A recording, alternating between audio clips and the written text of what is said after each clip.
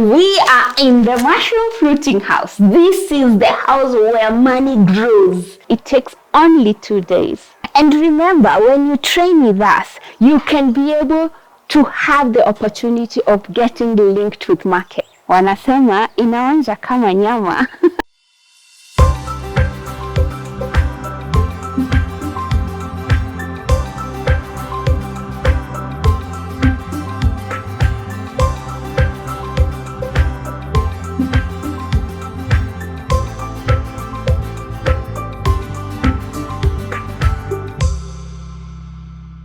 How are you? I hope you've been doing well since the last video. Today we are discussing oyster mushroom farming.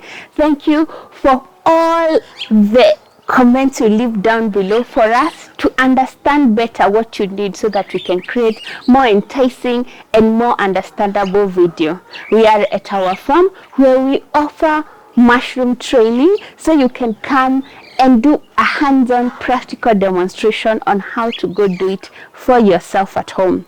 I've always been telling you that mushroom farming is a high-value crop that uses agricultural waste, which means your cost of inputs remain low.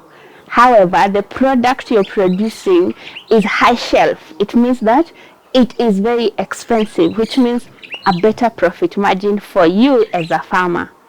Don't just sit at home wondering, in these harsh economic times, how am I going to make ends meet? You can become a mushroom farmer. So come with me, let me show you how to start. So oyster mushrooms, these are things that you can do within 2 days. You prepare your farm and then you let the seed to take over your farm. Remember that mushroom is soilless agriculture, so you have to start with something called a substrate. This is things like wheat straw, which is what we are soaking in this drum today as we prepare to plant. We also have another type of substrate, and this is cotton seed husk. The people who grow cotton, not mostly in Kenya, but we get it from Uganda or Tanzania. Once they remove the cotton that they need, the seeds usually have oil. And so after they crack and remove the oil, you are left now with the husk or the waste from the cotton seed plant. This is going to be our farm. And so you have to ferment the cotton seed for around 2 to 3 days so that your substrate will not germinate. When we soak the cotton seed, it's so that the seeds that were not crushed cannot germinate and start competing with your mushrooms. So ensure that you soak it in water for around 2 to 3 days for that to stop. Then we are going to also mix it with sawdust. So we are mixing wheat straw, cotton seed, which is high in protein, and sawdust, just general fine sawdust from your local miller or timber yard. And then once after that, we are going to pack them in polythene bags, and then after that we are going to put them back into the drums and put them on the fire to sterilize. You may ask, Wangari, why are people boiling mushrooms? Well, never boil mushrooms when it's seeded. So this, you're just boiling your farm, your substrate. Mushroom can only thrive in an area that is well sterilized. Kama maziwa tu, una pasteurize. So that's kind of the same idea, where you have to put it in the fire for around 2 hours for those germs that were in your farm to escape. And then by the time it cools, you can be able to put the seed of the oyster, and then at that point, you allow for colonization to start happening. This is when we have the bags in the house for incubation. You need a little bit of heat or some warmth for the seed to effectively eat your substrate or your farm. So always know this, that the 2 days are intensive because you have to start by cutting your grass into small bits so that you can be able to stuff them hard in the bag. And then after that, you will notice that your farm will start turning white. This is called mycelium. And Once the mycelia has completely taken over your substrate, then you know it's time to make money. Fruiting starts. At this point, open up the doors and the windows of your house, and you can be able to start watering your farm, and the fruiting will start. The leaves that we love so much, for a punnet, it goes for a high premium price. So once the leaves start coming in, it takes only 2 days. Only 2 days. Don't let your mushrooms overgrow thinking that they take too long. They only take 2 days, and you harvest, pack in a punnet, and ensure that you go to the market on the same day. Guys, don't keep mushrooms in your house are waiting for them to become many for you to take to the market. Once the fruiting has started, start organizing for market. And as we said, if we train you in our farm, we can be able to link you where you're going to sell.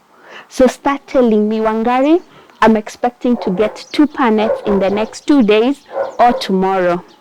And remember, when you train with us, you can be able to have the opportunity of getting linked with market.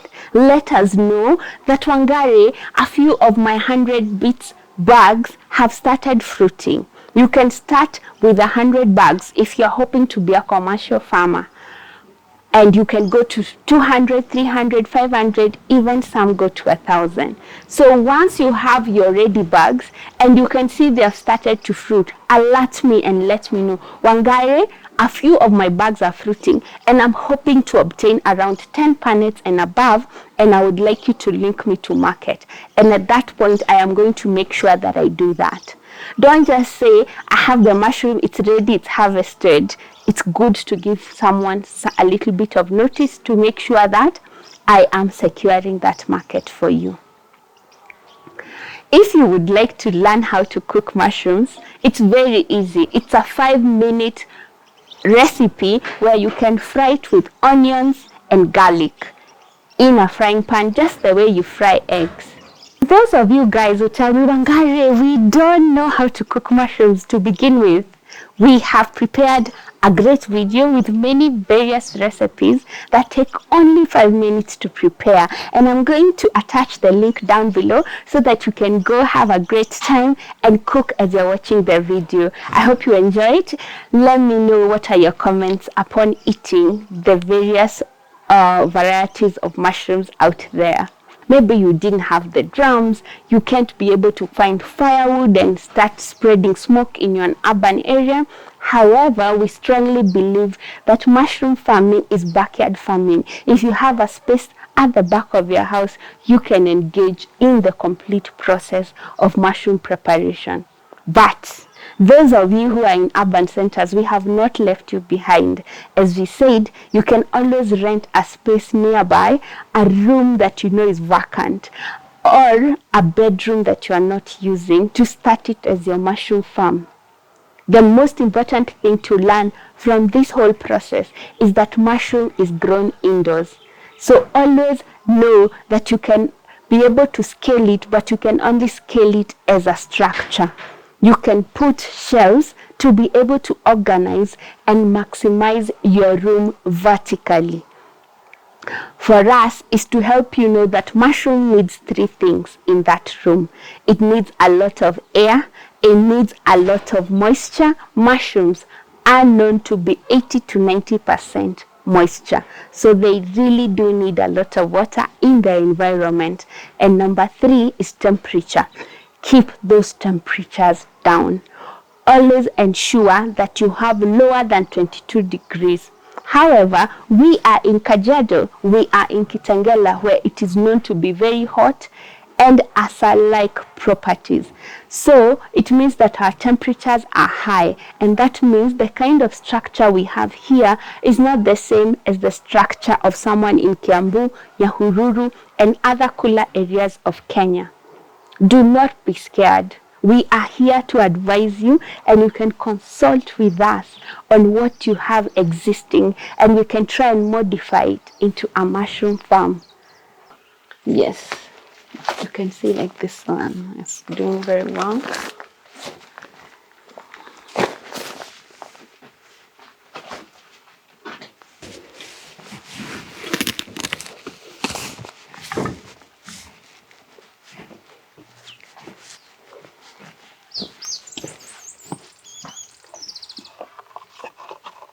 So now we are at the mushroom unit. This is where all the good things happen in matters regarding mushrooms. You've done your hard work in the outdoors for 2 days. Then you've put your seed once your substrate has gone cold. And as you can see, there are some seeds at each end of the bag. Now you can see the white mycelium spreading to eat your shamba. And once it's done, your entire bag will turn white, and then you know it's time to fruit. So these are some of our bags. You have to ensure each end is sealed with a paper so that your seed can breathe. This process needs oxygen, so don't block out all your bags. And as you can see how our mycelium is spreading. I told you mycelium is this whitish spider web. That is what we call a mushroom. Did you know that the largest plant in the world is a mushroom? It's found in America, and it crosses a very huge park. And it's there. So you can go and Google it as well. Mushrooms are the coolest things to humans, and they have a lot of health benefits. Let me tell you, one of the ways you can make sure that you have longevity of life, a long, good life, is making sure that you eat mushrooms at least once a day. When I visited China to learn more about mushroom farming, I realized there were so many old people, 120 years, 130 years, there were many. But in our country, you hardly even find someone going beyond 100 years. If they do, it becomes a phenomenon everywhere. But there, the majority of the population eats mushrooms and they are old. Can you correlate that? Let me know. Mushrooms are healthy. They don't have cholesterol. So when your doctor tells you avoid red meat, this is the perfect alternative.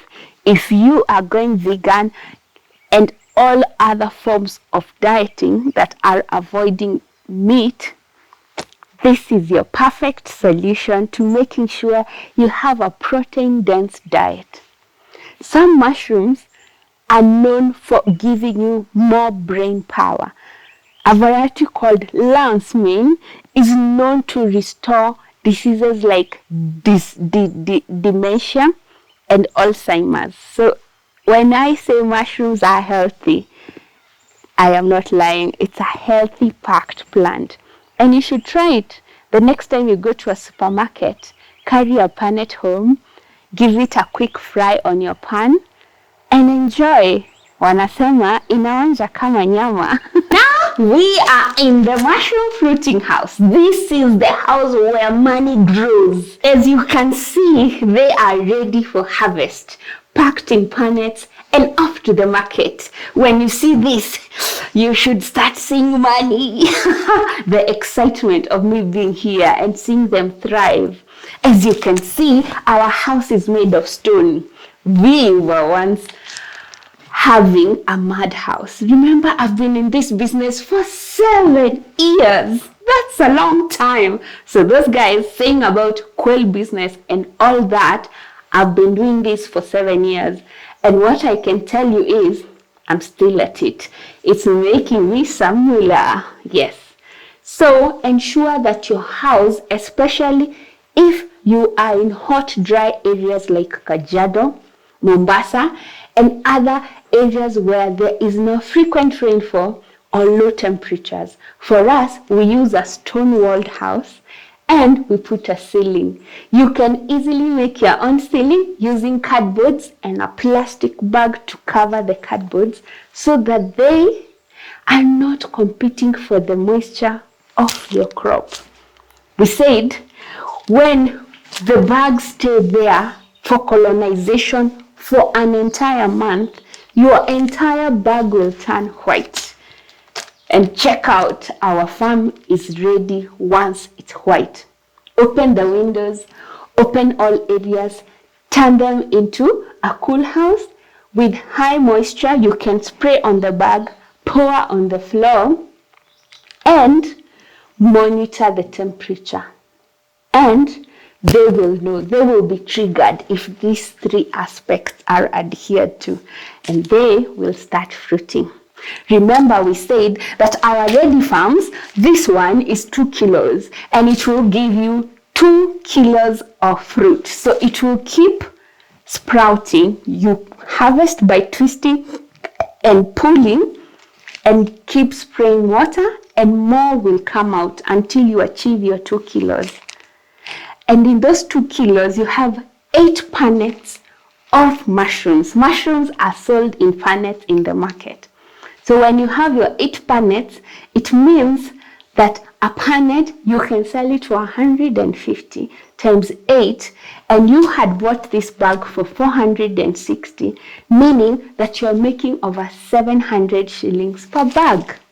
That's why we can advise you, you can straight away go to Ready Bags and have yourself making money in no time. So that is it, guys. It has been a video about how to start oyster mushroom farming.